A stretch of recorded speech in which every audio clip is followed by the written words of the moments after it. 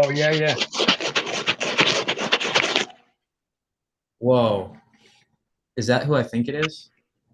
Hey My guys, God. coming in clear? I think that's Mr. Um, Poblano. we can see we can hear you too, but your audio is not great. All Um, right, hold on. I oh, tried that's joining much through the browser. Let me try going through the app. that's much better actually. It was just at first. And there's Derek, right on time. We are live, by the way, gentlemen. Just heads up. That doesn't mean we have to stop talking. I just want to let you know. That way you don't It's say actually it. the opposite. Yeah. Yeah, that means we have to. What's up, guys? Can you hear me? What's up, Derek? Thanks for coming. Yeah, my camera isn't working for some reason, but I can still do audio. Yeah, man. No worries. That's okay. And on cue, my dog's starting to bark. And we are already live. I'm just getting things set up. So, just a Nice. second here. Yeah, I know I said 7:30 and then didn't do that. So that was my bad. I was running late from work.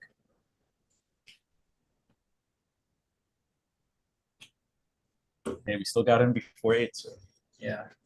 Are you going Well, to a show tonight? yes, I'll be at Five Spot for it's called System of a Clown. Oh yeah. Is it like Yeah. a System of a Down cover show? Yep. Went and Existing, Ben Ford, and Iguana Head are doing System of a Down covers. Oh, same. Yeah, that starts at 9. That's why I wanted to push this up just a little bit. But I don't have to be there right at 9. So Are you going to the Hussy Fit on Friday show? um I will I am. probably be underdog for that night, first Friday. I'm going to both. I'm Okay. trying to at least. Nice. I may pop my head into Cobra for a minute. I'm not sure, but I'll definitely be at underdog. Nice. All Yeah, I'm right. going to Underdog because Omen Bringer's acoustic set, and then Hussy Fit asked me to cheat their show. So Oh, nice. I got you. All right. Well, Hey, just Alice. checking. Can you guys hear me now? Yes, yeah, we're good. We got you. okay, now. Go. Cheers. What's the Spanish cheers? Salute. Salud. Uh, Heard that, but I thought it was Italian for some reason. It's literally just saying like good health.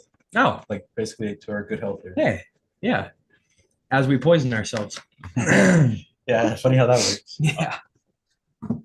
Okay. Alice, welcome to book club. We are revisiting the Vor this evening. Unfortunately, Anastasia is not able to join us. She had a last minute gig pop up, which is totally understandable. Who can afford to miss work these days? It don't work like that. yeah, right. Yeah, so that's totally understandable. But we have the great and powerful Evan Carpenter, Hello. the one and only Rusty Fowler. Yo. Infamous Derek Jones joins us as well. What's And up? here to my right, I have David Pinna. So So we have a good squad this evening, and we are discussing the Erstwhile, our journey back to the Vor for book 2. So I would like, first of all, to hear what David and Rusty thought about this, since y'all did not read the first book. I'm very interested to know, jumping straight into book 2, what y'all thought about this. David, you want to go first? all right, just let me mute my phone real quick.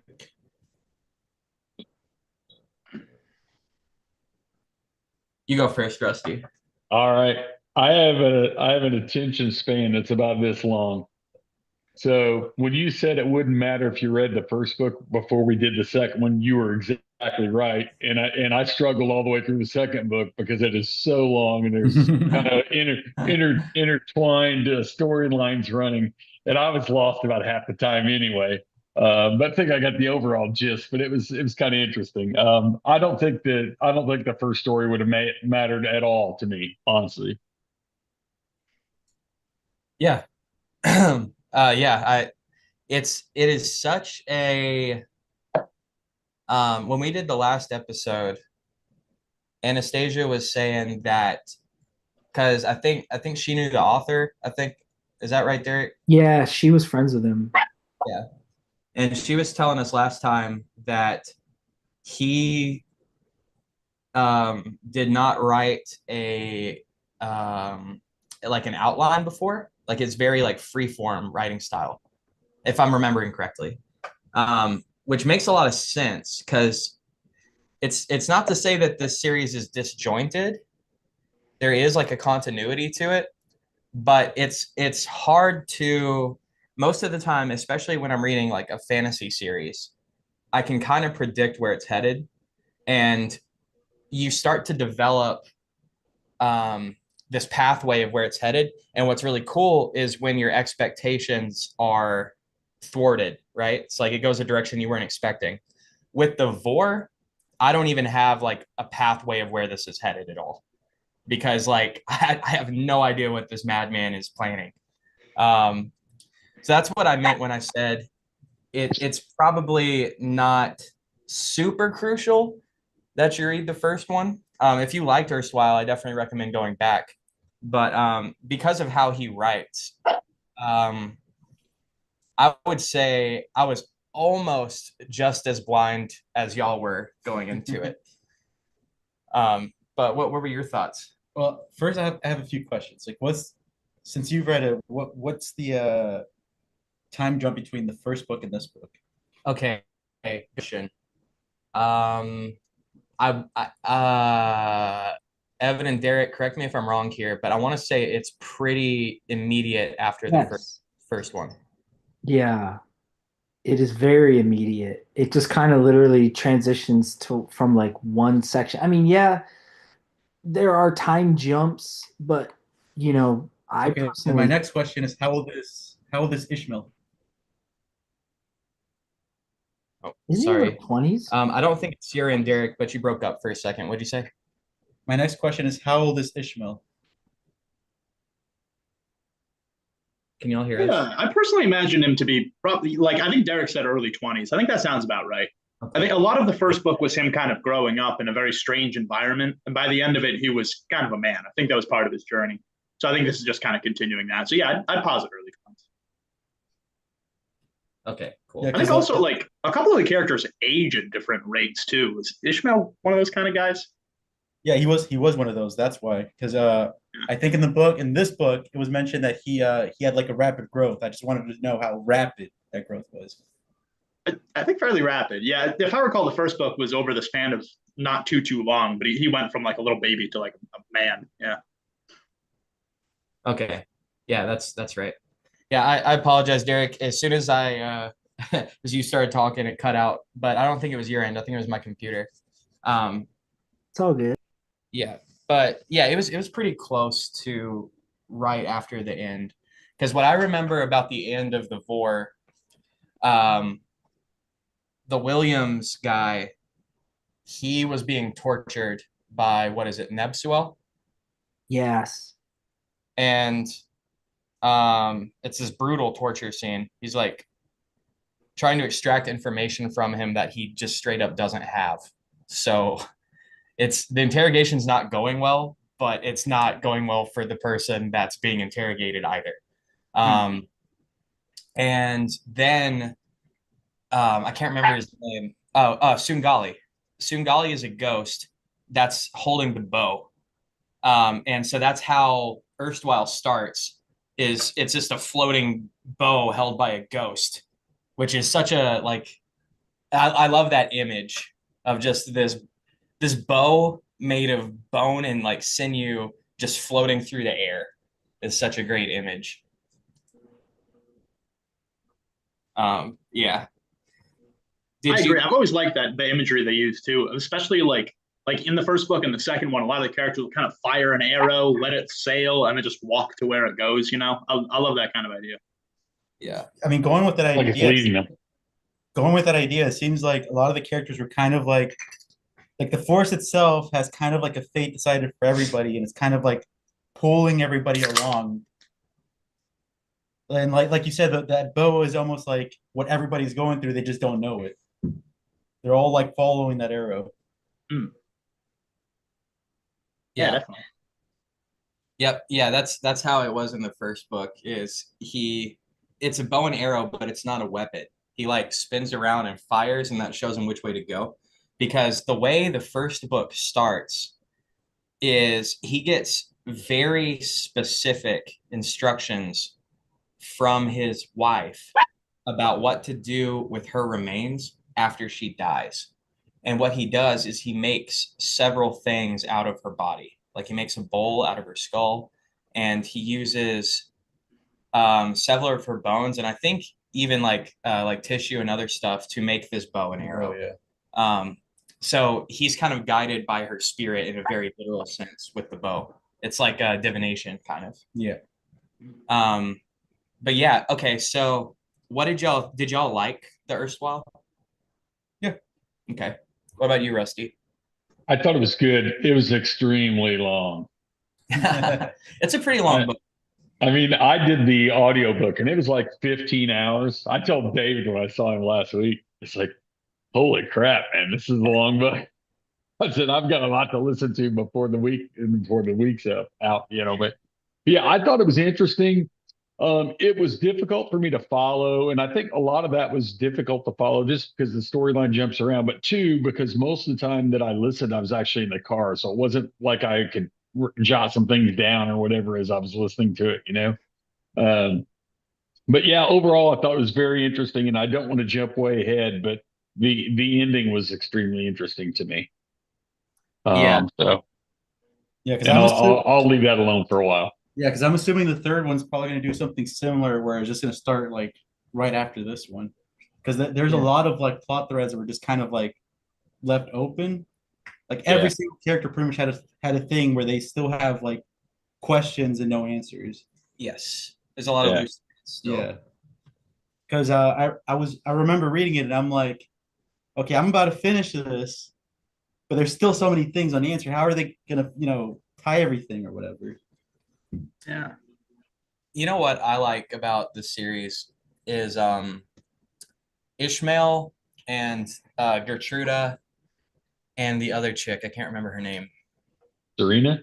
Yes, Serena. Yeah, Serena, are all very flawed human characters, which is funny to say about Ishmael because he's not quite human, but they're very real people. Like they're not, my point is they're not good people. Like they're very flawed, you know? And I think that's a cool thing, especially for like protagonists and like the characters you're following is they feel they're not like comic book good characters, you know? I mean, yeah, Ishmael was my favorite character. That's why I was asking about him. Yeah. Ishmael is really cool. He's also like kind of a piece of shit a lot of the time. He's In a the first dog, book, man. Ishmael's a dog. Okay, but that's why I was asking. That's why I was asking about his age and stuff because I forgive him personally. Technically, he's like a teen or even younger than a teen. He just has like the mature, like an adult body or whatever, but he doesn't have like any of the wisdom. And technically, he was raised by like two rich entitled women. yeah, who like also Fucked him. it makes it really weird when you point it out that like he's literally a child in a lot of ways. Yeah, And so they're kind of I didn't really approach it from that angle because he is kind of he's not a mature character, but that is kind of because he like doesn't have any life experience and yeah. Like I'm assuming he doesn't have like a formal education. He doesn't have like who are his role models? Like it's like I said, two entitled rich women. yeah. Do you remember those like machine type things in the Yeah. basement? They raised Ishmael. No, yeah, no, I Okay. picked up on that, but even then, like that's still weird. That's not No, like they gave him like history lessons and gave him like a school education, but he doesn't have any experience. Like experience. Yeah, because yeah, you can't replace like wisdom. Like that's just the whole yeah, like hurting people, learning, love. Like Yeah. all that stuff is just wisdom. Like you can't really. yeah. Okay, that's a good argument for to be sympathetic towards Ishmael, because he's not a great person, but he's also a child. You know how a lot of teens go through the whole, especially edgy teens, which is what he is. They go through the whole phase of like, no one understands me. I'm different from everyone, except like, right. In his case, it's true. It's true. Yeah. Yeah, he really does kind of act like a petulant child for a lot of the book, man. Like anytime he's confronted with like obstacles in his marriage and stuff, he just fucking runs away. He runs into the war, cheats on his wife like crazy. You're right. He really didn't mature at all, like Yeah. emotionally. Yeah, but that's what happens when you marry a child, though. Yeah, yeah, yeah. That's a good I point. wish you talk about the Bakelite creatures, robots, whatever you want to call them, that were in the basement. I didn't feel like I got enough information about them. I didn't know 100% what they were. It was almost like they kind of kept it a little bit shrouded. I wish I would have learned a little bit more about that. That's so funny because I'm pretty sure you have the exact same amount of information about them that I do. Yeah, I think so. And then when she tried to get info on them, they literally stonewalled her. Yeah. Now, oh, that was a big reveal is that Gertruda was also raised by them. Yeah. I didn't see that coming. I didn't, that was new information. But Yeah, because her dad wasn't her dad, right? And she finds out in the book. yes, correct. Like Derek Evan, was there any information in the first book about the Bakelite? Because I don't think there was. They're pretty vague about him in the first one too. Yeah, I mean they're like a mystery.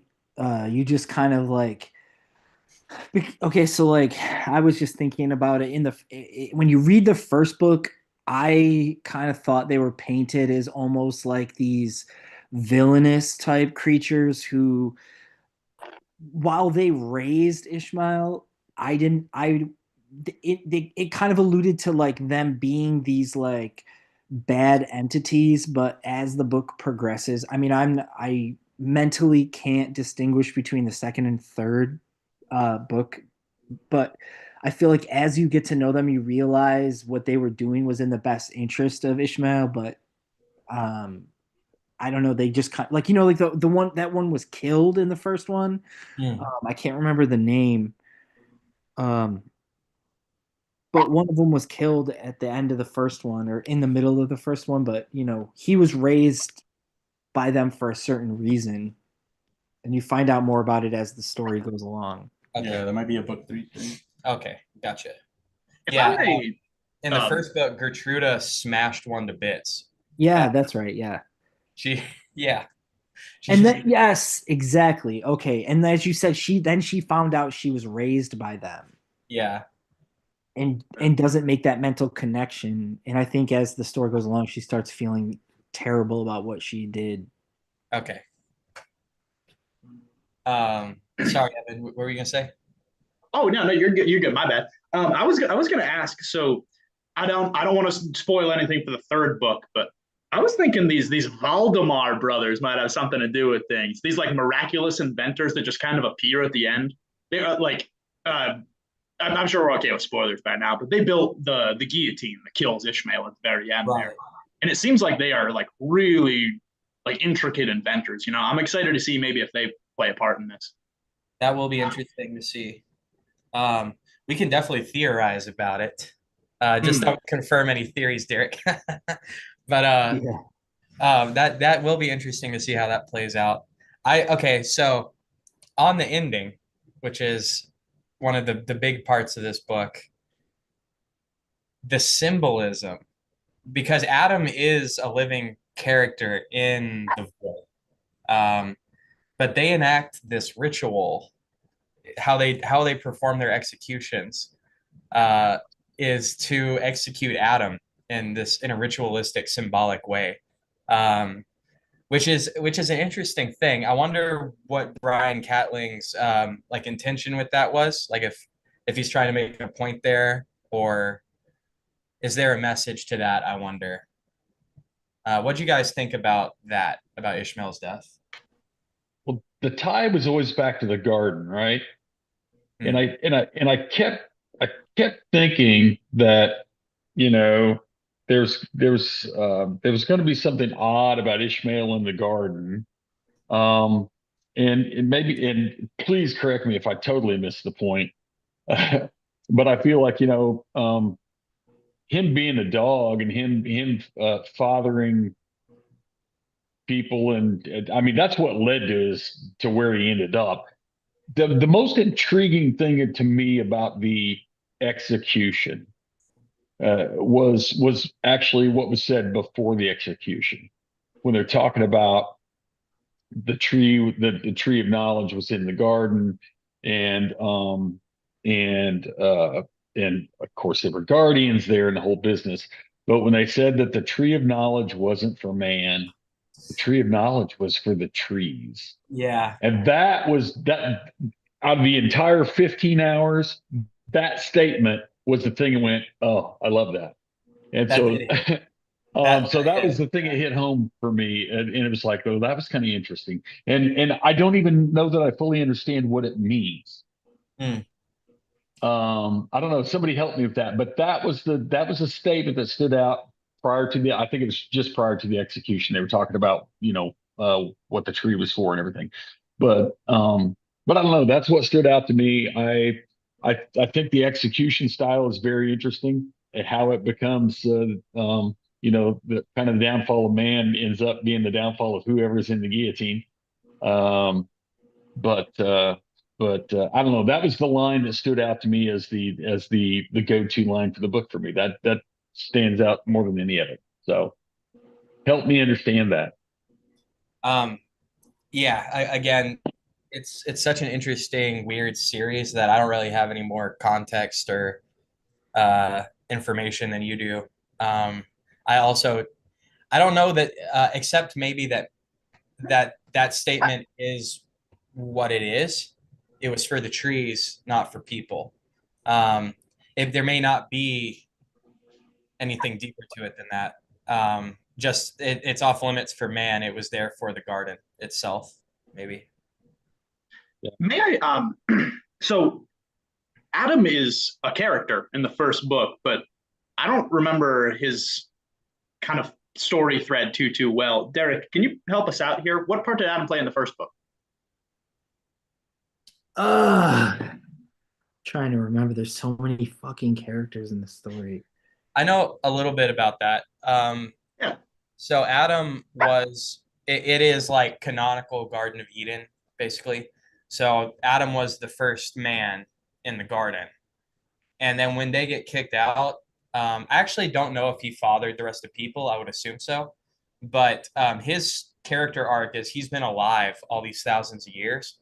And over that time, he Oh has yeah. become less of a man and become a beast. So that's actually him on the cover here. Yeah, doesn't he become an erstwhile? Yeah, he becomes this thing, which is like between a man and a beast. Like his, if you look at his hands, they're like claws basically, and he's quadruped. So he's like, and he doesn't have like sapient thought anymore. He thinks like an animal. Like it's a mental transformation too. But he's just been all alive this whole time and slowly kind of losing his humanity. I don't know that he has anything more than that going on as a character.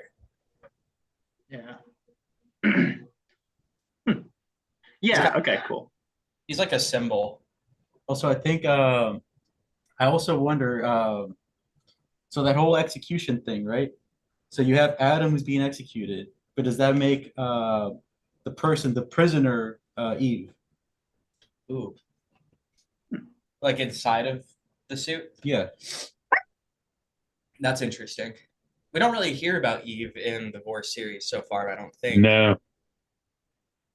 I don't know how Eve plays into all of this. Maybe I see what you're saying though. Maybe symbolically. Symbolically, the prisoner would be Eve, and they're both paying for their crimes, basically. Maybe, but the interesting thing about the prisoners, they're in like a tree suit, right? What's up with that? What's that's up what I'm with that? wondering. There's something about a tree suit that ties into this, and I don't know if I fully understand that either. But that's they went on about how the suit was uncomfortable. It's hard to get in, but it basically looked like wood. It was like a wooden man, if I remember correctly. It's basically they're in an atom. It is made of wood, but it's atom. I don't know if you guys picked up on this from just reading the Erstwhile, but Ishmael was born a Cyclops. Yeah, no, yeah. Okay. I think they explained that. I wasn't sure. And somewhere he finds a living eye Yes. and attaches it to himself that's just able to live on its own. A Yeah. little odd. The Erstwhile was crazy. The first one, I feel like there's like this cat and mouse thing between these two characters that actually both end up dying before the second book. But there's a big like one guy's moving through the jungle and the other guy's tracking him through the jungle, and that's a big plot point in the first one. Actually, one that brings me to one of my favorite parts of the Erstwhile when what are they called? The angels in bodies. Oh, they're called the Erstwhile. Yeah. Um, that Erstwhile is with the one guy. I can't remember his name. But he tells The doctor, yeah, yeah. Hector Schumann. Schumann. Wait, Yeah. no. It's not Schumann. It's no, Schumann's a different guy. It's I'm talking about at the beginning, one of the Erstwhile tells this guy to eat the Williams. Oh, it was Sidrus and his nasty Yes. little manservant Erstwhile. Yeah. Yes, Sidrus. Yeah. He tells him to eat the head, but all he had to do is eat the brains, but he tells him to eat the whole head. Yeah, like the teeth, the bone. Yeah. And This is then, such an awesome like part of the book, and he can't poop. Yeah, it's like you got the longer you hold it in, the better the cure is going to work. Well, wouldn't that have been nice to know before I did this? So The thing is- you're going to make the call on this was worth it at all.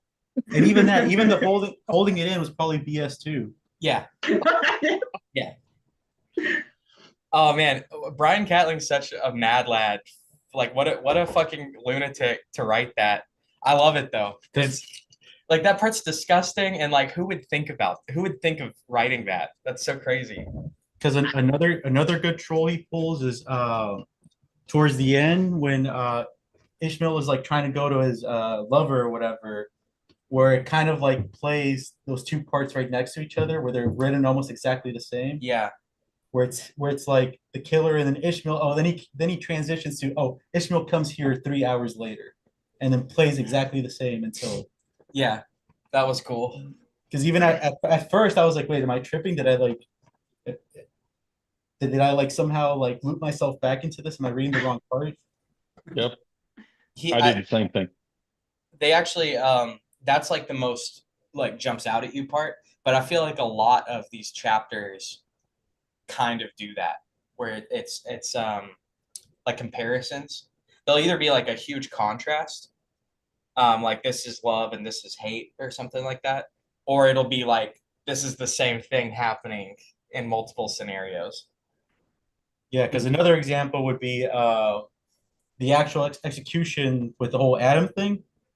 He spends like a whole chapter describing exactly how the machine works, how long it goes, all the contraptions that goes with it. But yet, when he does Ishmael's actual execution, he skips all of that towards the end, right to the point where he just gets executed. Yeah. It's I think too that kind of duality thing was a pretty cool theme in the first book. Like Alex, you brought it up, that whole being tracked through the jungle. Like Sungali's got his like Enfield rifle, the Williams guy's got his bow. They're basically like, I think Catling really does like kind of putting two characters in similar situations and seeing how they both take it, you know? yeah.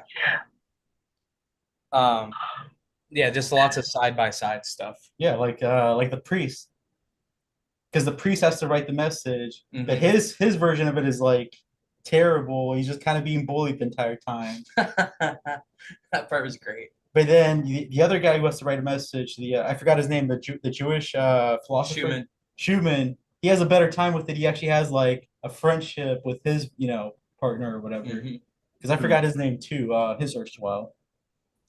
Nicholas Parson. Yeah, Nicholas. Yeah. Because they both serve the same thing. They're both like writing a message that's not really meant for them. Speaking of Nicholas and Schumann, I think probably my favorite part is all of this living metaphor stuff where he ends up at the waterfall just through closing his eyes and meditating and thinking about the rain, and then it becomes real. I love that. And like the seeing apostrophes and like living letters and stuff like that. That was all really cool. I love that. So something that I found odd, and I'm jumping around here, I know, but Gertruda's little girl, was it Rowena? What was her? Rowena? It started with an R. Yeah, Rowena. When she disappeared or was stolen by the folks downstairs, um, how come, um, how come Maida is invisible to her? She can feel her, but she can't see her, and she could only hear her when she touched the invisible caretaker, right? Somebody Yeah. help me with that. I have theories about that. Does someone else want to go first, though? I mean, I'm in the same boat. I have theories because they don't really explain it. Just Yeah. So my take on that, the way I interpreted it, which um, my faith in this idea was kind of shaken in the last couple of chapters. But my thought on it was that it's psychological. She just went through like basically the most traumatic thing a mother can, because Yeah, she doesn't even trauma. have closure. Like she doesn't Yeah. even have the closure of like my daughter's dead. Like it would almost be like she could move on if they found like a body or something. Right. But she's in like basically the worst possible situation for a mother. And the way I interpreted that is there's like this trauma where like resentment probably towards it's not Mutter, it's his daughter's name.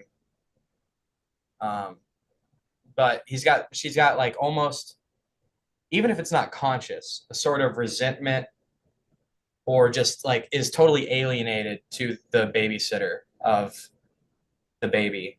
So it's like she could see her, but has like a mental block up. That's how I took it. Although the last couple of chapters where she reaches out and touches her and she sees like a wave of light, Yep. um, that kind of makes me think there's something mystical going on. yeah, because I think she also mentions the babysitter mentions other people can't see her too. Yeah. Other people can't. No, the only person that could see her was Serena. Oh, I missed that. But in a lot of points in the book, it's mentioned that Serena has really beautiful eyes that can almost perceive stuff, and not only that, but her eyesight was Uh, through like powers. It By wasn't Ish. by So Ishmael. yeah, there Ishmael you go.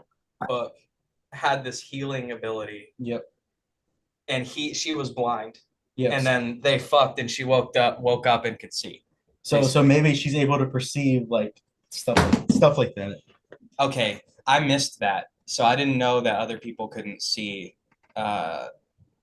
It's not Mutter. What's your name? It's like it's the issue Just that like Maida. things very similar. It's almost her dad. Yeah, it's Maida, Yeah. and her dad's name was something similar with an O instead of an A. Yeah. The names escape me, but yeah. They're very similar. You're Yes, right. they are. So that actually makes more sense, That because does. and that reminds me, in the first book, not only is she granted with sight, but she, for a while, and it goes away, but she has the ability to heal by touch herself. Like she can Yeah. pass it on too. And there's a really crazy scene where like a mob shows up at her house because they find out she has this power. And so like all the maimed and injured show up there. And there's a guy who like, it's not like his nose was blown off. Like he had no nose. There was just nothing there. And he grabs her arm and then starts screaming in pain because two holes just appear in his face and grow out. And then he grows a nose, but it's like all fucked up looking. And so it was like, I think also, and I might be wrong about this, it was only temporary in their case. So it worked and then went away. But yeah, that actually makes more sense, that it's something special about her sight that allows her to see. And also, She also she interacts with her family too, though. Like I think Mutter and her like talk about Gertruda and stuff. Okay. I'm not sure. I also kind of like did the audiobook kind of quick, so I might be off too, but I don't know. Yeah, I wish I had an answer too. Okay. Hey, also this whole blindness stuff that happened before she got attacked by like the mist monster, right? Mm, So there Yeah, was she gains her sight back in the first one, and the mist monster is in the second one. I don't know if it's a monster, if it's sort of like a robot in a weird way. It's like a creation of something, I think. right. Yeah, sorry, just to be clear, I'm talking about Metamuter, the maid there. Yeah, she gets attacked by that mist thing in the second one there. Yeah. Yeah. That's the second one. okay. Also, quick side note, how great of a name is Metamuter? It's pretty good. Made Um, Mater is like I interpreted that as like maternal.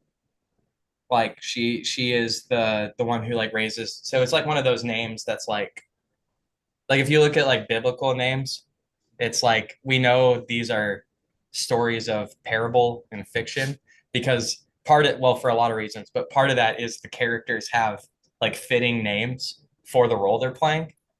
So I thought it was kind of like a tongue-in-cheek kind of thing with her name being Mater is like she's maternal. Hmm.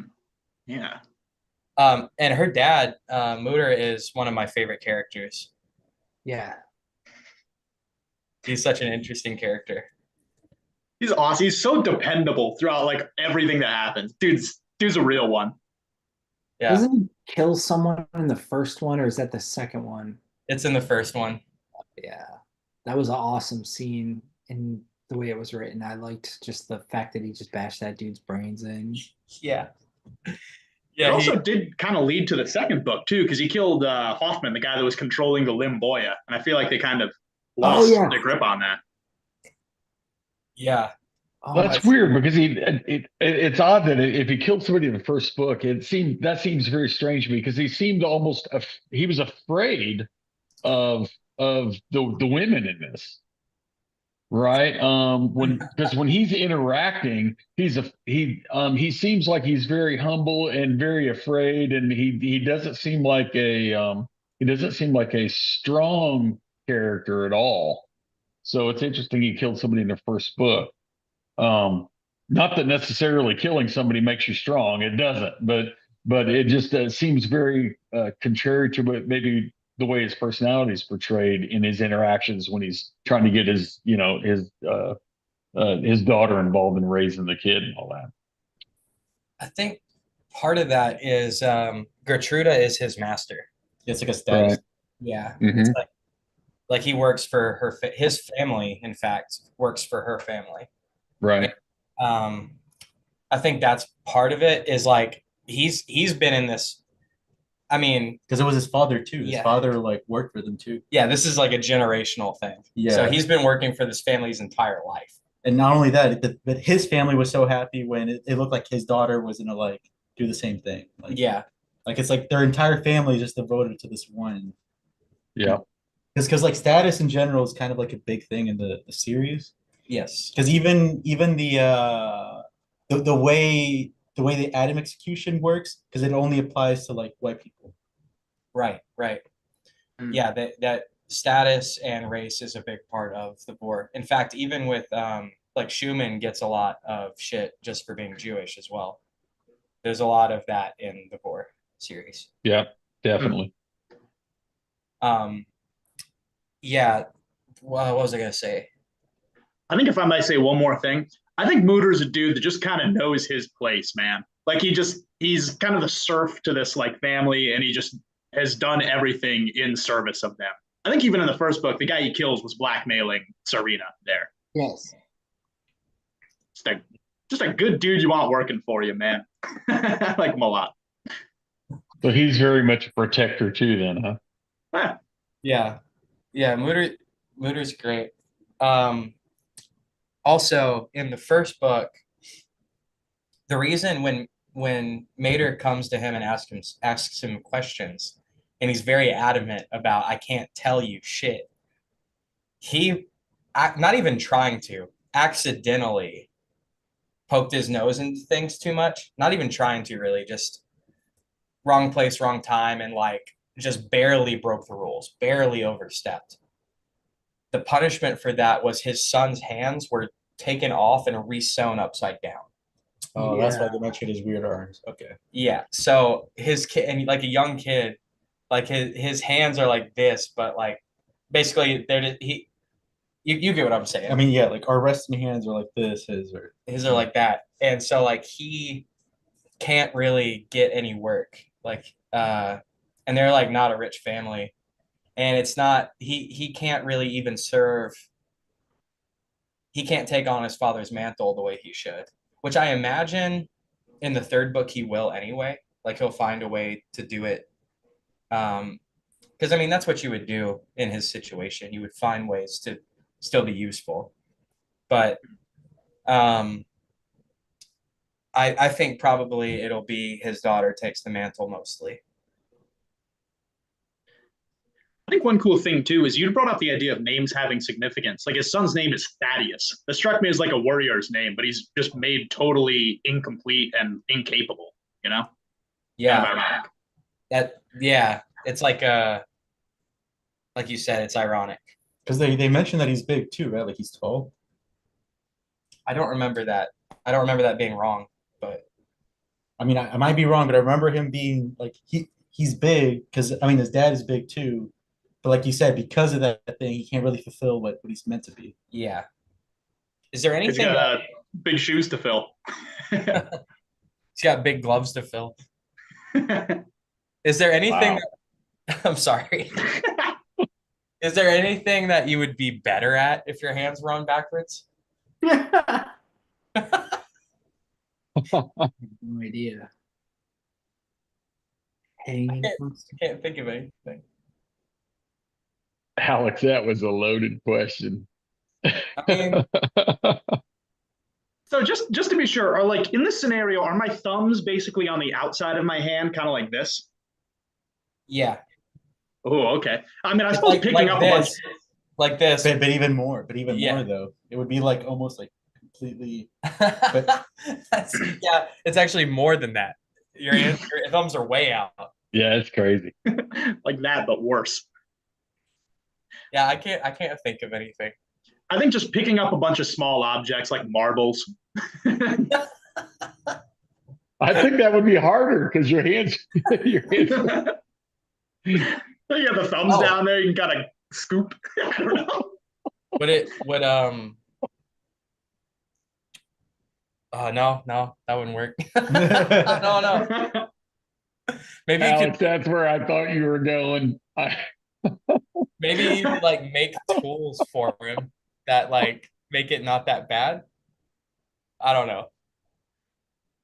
Well, enough about his horrible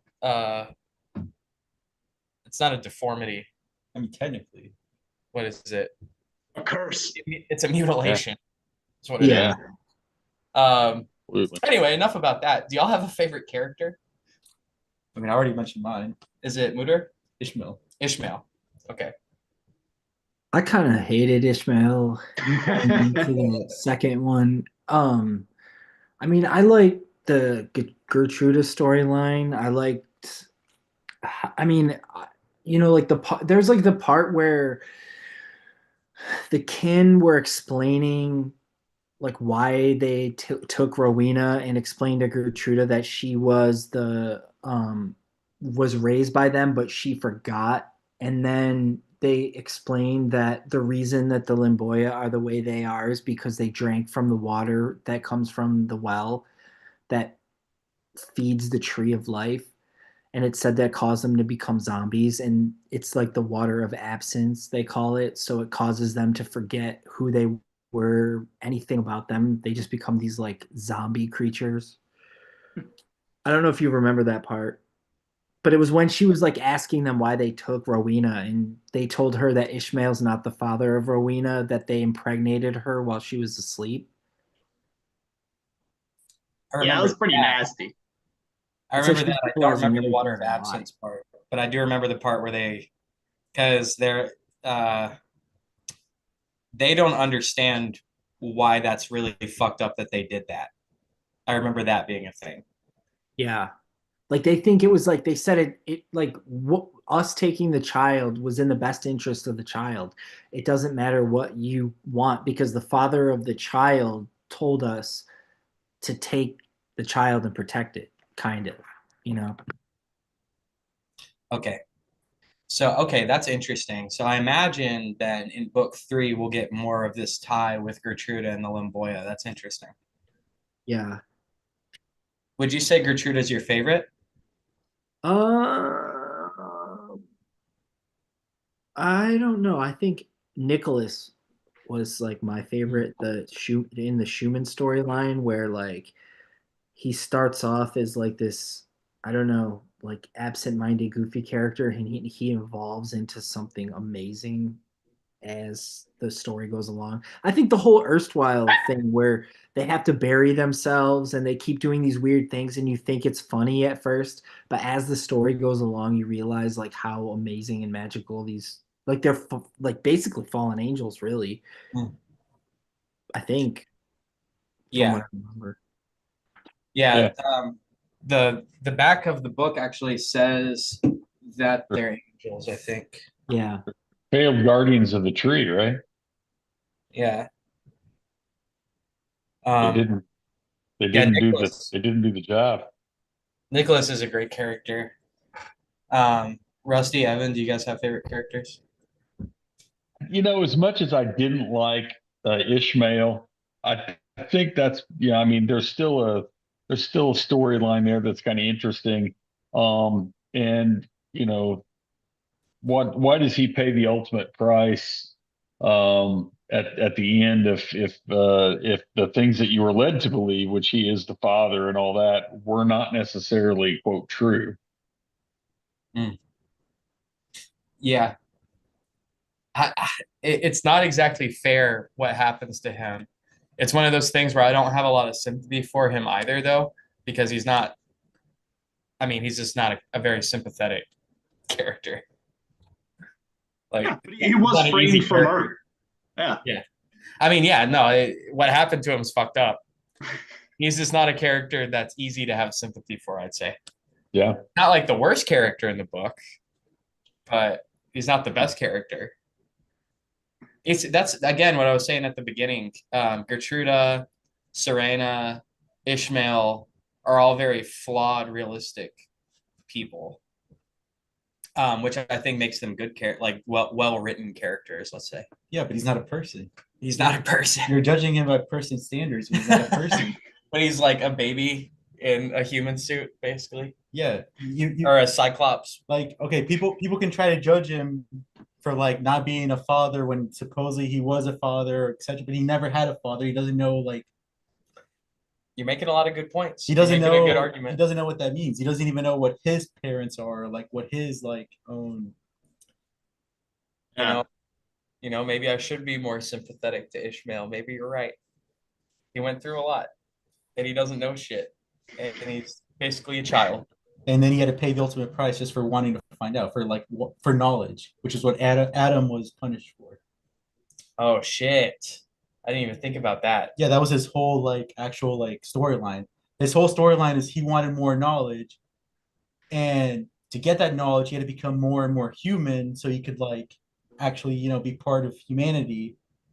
But he ultimately paid the price for it. He even mentioned that at the end of the day, becoming more human is what like punished him. That what he should have done was just like fuck off with and just leave everything. Yeah, I didn't see that like comparison with Adam, but you're right. Yeah. Okay, I feel a little bit more sympathetic towards Ishmael when you say it. In fact, he's an Adam surrounded by a bunch of Eves.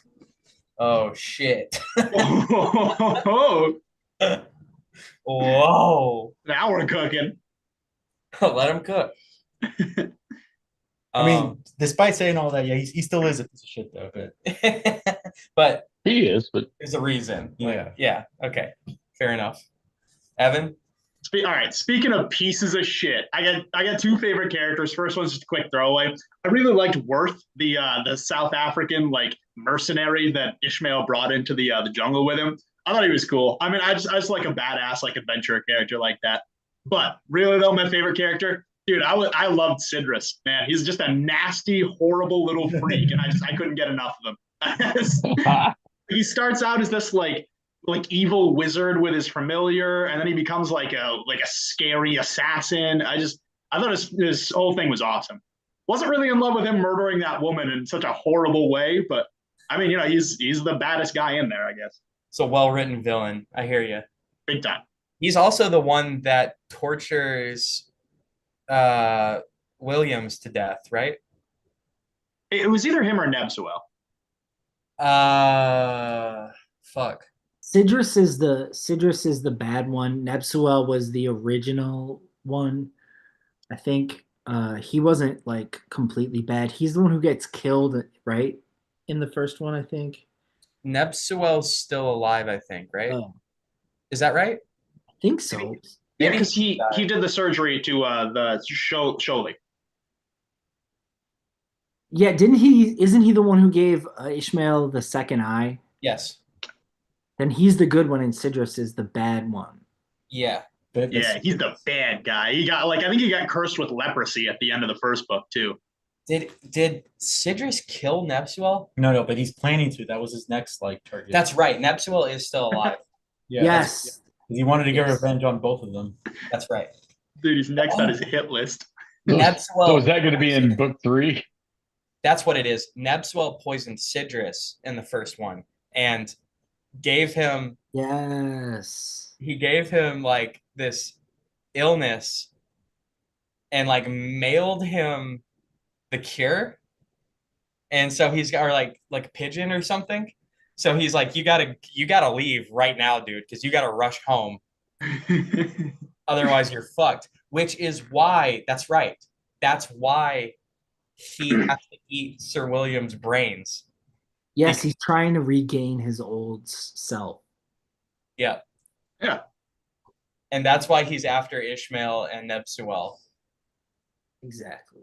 Oh man. I think okay, I was gonna say Mutter, but I think Nebsuel is actually my favorite character. Like this badass witch doctor. That character is just really cool. And he's terrified of the bow. Of what's her name? Irina Peste. Yes. Yeah, he's like terrified of it. He's like it has an influence over him just being in the room. I thought that part was cool when they talked about that. He's like, I don't even want that thing near me. I think he. Oh, go ahead. Sorry. That's also what caused him. He didn't want to do the operation on Ishmael, but because Ishmael had the bow, it forced him to do that. Yeah, I was gonna say too. I like his mastery over the medical side of things, but also seems like it combines it with magic quite a bit too. It's like this is something I remember we talked about in the first one. Like, what do you think Ishmael's actual eye situation was? Because I mean, it sounds like he basically popped another one on there just fine. So like, you think he was born with just one here or one in the middle? I mean, that's how the magic works. That's what I'm saying. He had to have done something magical to him too. I love that bridging of things like that. It's definitely like some thaumaturgy, like medicine meets magic. Because I think it was one central eye, and it wasn't as simple as him just putting another eye in. He kind of maneuvered things around. Yeah. Yeah. Okay, yeah. Twisted. So doesn't the bow end up and like disintegrate when they finally gets in there near the beginning of the book, right? The bow goes away. Yeah, the bow becomes food for the baby that they pull out of the ground. There you go. Yes. The ground baby. That's Yeah. right. Yeah. I forgot about that. That was like what's his face's last mission, to like bring Golly. the bow. Yeah, he dug up the baby and then it melts, the bow melts and the baby eats the meat off of it and stuff. That's it. Yeah. It was a very weird opening. Yeah. I mean, yeah, it that is a thing. Like so far in this series, the opening and ending is always fucking nuts. because that's how the first book is too. Is one of the very first thing that happens is Williams is making all of these things out of Irena Peste's body. Yes. Uh, yeah, man, what a crazy ride. Did uh I'm not trying to get too far ahead, but do they ever in the second one do they explain who Irina Pesti is? Like what her origin story is yet? Or is that the you none of you have read the third one, right? No. So Um, it was hinted at quite a bit, but I don't think they ever really concretely like give her a chapter or anything, you know? yeah, what I know about her origin was her people came from the Vor, and there was a thing with she was in a church like intoning or something. She was doing some ritual shit. And I think it was uh Williams that helped her out. And then they kind of developed a relationship from there. But that's Yeah. all I can really remember about her past. So I don't know if that was what you're looking for or something. Yeah. I mean, like the third book ties everything, like even the very first book together. That's why when you were asking if they had, I mean, like when you hadn't read the first book, there are parts of it, like centralized stories that come together in the third one, and you're like, holy shit, are you telling me? You know what I mean? Like, Hmm. I just remember because I recently read the third one, and that's why it's like really fresh in my head, and all this stuff's coming back to me. But I was like, there's stories from the first one that you don't think tie into anything, but they ultimately do end up all tying the entire thing together. And you're like, I had no idea that this was all tied together. Okay. Okay. That's interesting. I'll be interested to kind of think about it after I've completed the trilogy. Because right now it feels like there's disjointed plot points that Yeah, it's like, and I'm not it's not really even a critique of Catling. It's just kind of like an observation that he has these things. It feels like basically he had all of these ideas for books, and he's like, I'm gonna put them in one series, is what yeah. it feels like. But it'll be interesting it's good to hear that it all ties together. Because after the second one, I remember saying to Anastasia, like, I'm so confused because there's so many things going on, so many characters. Like, how is this shit all tied together? And I would say things like the part where Mutter's daughter gets raped by the mist machine, and it's like a shapeshifter. It like starts as a mermaid, and then it turns into Mutter and rapes her. Do you remember that part? Yeah, vividly. Like, and I was like, what the fuck is the point of this stuff? And then in the third one, it all kind of ties together with what those things are and why they exist in the first place, and the kin and their backstory, you know? Huh. So Derek, so book one wasn't necessarily important to jump into book two, but book one, it sounds like what you're saying is book one's going to be very important if book three is going to make sense.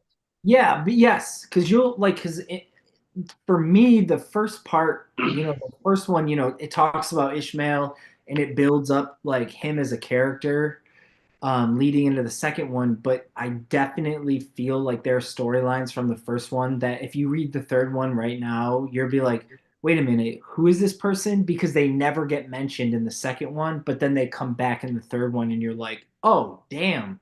Like, I thought this person's storyline was completely over after the first one. Okay, interesting. You Well, you know the even the guy that the what's his name? The one who invented the photographic stuff. He's like the famous photographer, how they blend his like historical story. Um, um and he has that interaction with the African woman, and he builds that thing that spins around your head and you like see the images that move. Like the guy who took the moon photos that are on the cover of the book. He's like a yeah. famous photographer. His storyline comes back in the third one. And in the first one, it seemed like he had wrapped it up, but it comes back in the third, and you're like, oh shit, I thought we were done with this. Yeah, I remember who you're talking about. I can't remember his name. Okay, that's interesting because he wasn't in the second one at all, I don't think. No, he's not at all. Like they don't even talk about him, mention him at all. And then the third one, it's like all of a sudden his character arc comes back, and you're like, what the fuck? Okay, interesting. Yeah. I'm just like all this stuff's coming back because I remember like I was very, very confused after the first and second one. Not that I didn't understand where the story was going, but I just couldn't understand where Brian Catling was coming up with this stuff. Because I was like, what does any of this mean? Is it like religious metaphors? Like, you know what I mean? A lot of it ties into like the Garden of Eden and Adam and like the Tree of Life and stuff. And then it starts making a lot more sense in the third one. Okay, interesting. I'll be honest, I didn't really expect it to. I expected to finish the third one and kind of still have a lot of questions. There are a lot of questions, like what kind of drugs was Brian Catlin taking? Oh yeah, yeah. Good ones. He was on good drugs. You don't come up with this stuff. I mean, this is not something you write. Well, he was unbelievable.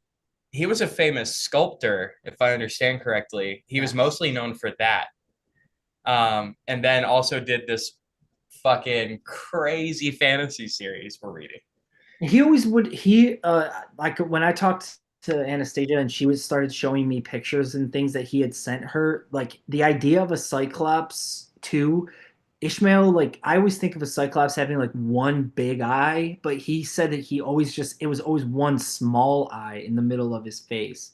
And it got moved to the side because he has all these masks he made of what he thought Ishmael looked like. If you look it up online, and it's just like one tiny eye in the middle of his face. Wow, that's interesting. I didn't think of it that way either. I thought of a big eye too. Yeah, it was a small one. That's why when he got the other eye, like, and he put it on himself, like it was just a regular eye, so people thought he was just like injured in the war or something. Right. Which is another storyline from the first one, or like just that whole concept of like when the Limboya get your soul, it's like your eyes are still alive, but you're not. That always disturbed me. Yeah. Hey, I found a picture of the sculpture that depicts Ishmael. Am I able to share my screen? Yes. Yeah. Yeah, go ahead. All right. I got to request it. It's asking me permission. Yeah. All right. Share.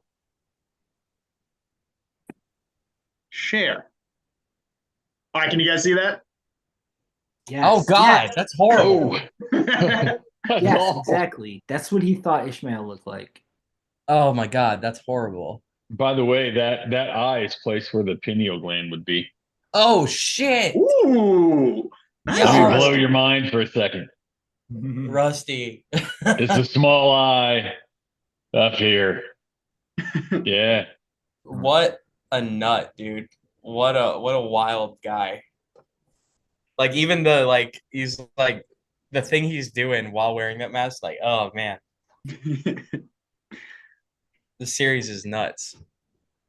Well, I gotta tell you too, just one last thing I noticed about his like style and stuff that I really appreciated is, for as fucking crazy as it is, he does make some pretty conscious choices to make it like understandable to the reader too. Like a lot of it is going back over the first book. But one thing I noticed is most of the chapters, basically the first word in the chapter is the character who is like, going to be a part of it. Or, within the first clause. Like chapter 12, a week later, Sidrus. Then you go to chapter 10, a week later, Hector Schumann. Go to the start of like chapter 9, Anton Fleischer and Urs Tolgart. Interesting. Yeah. I think like he's as confounding as some of his style is. I noticed that and I really did respect it. Actually, I thought that was a pretty cool choice. That is cool. I didn't notice that, so you pointed it out. But you're right. I'm even looking at the first one here, and that's the case. Yeah. It's like for as many threads as he's like kind of put out there, he is able to keep track of them pretty well. Yeah. Wow. Well, yeah, folks at home, take out your books and look at the first word of every chapter. This may have been one that a hard copy would have been better than the audiobook for me, I think. Yeah, they're pretty chunky though. They're like Also Yeah. on YouTube, there are interviews with him and book talks that people have recorded where he explains a lot of these things more in depth, because that also helped me understand where he was coming from. that would be really helpful. Yeah. I'll check that out. Well, if y'all want to catch up before we do book 3, you'll have plenty of time because I think we did the Vor last October. We did Yeah. the Erstwhile this October, and I think we'll finish up the series next October. So if y'all Probably want to, reread them.